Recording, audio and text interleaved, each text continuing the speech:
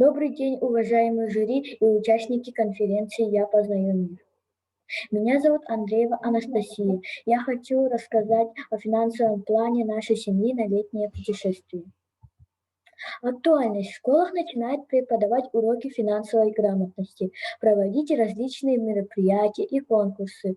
Я считаю, это очень актуально и полезно для современных детей. Слово «экономика» произошло от древнегреческого слова «искусство ведения домашнего хозяйства».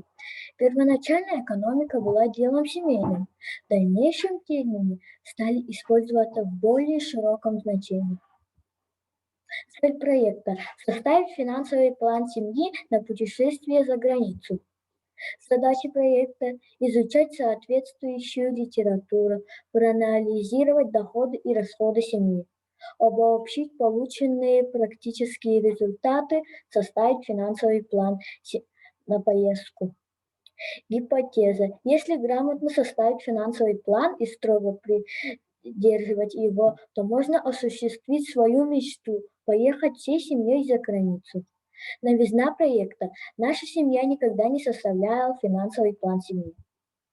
Финансовый план семьи. Зарплата всего составляет 120 тысяч рублей. Итог составляет 76 тысяч рублей и 200 рублей. И 20 тысяч составляет откладывание на отпуск. Статьи расходы в рублях всего составляют 210 тысяч рублей.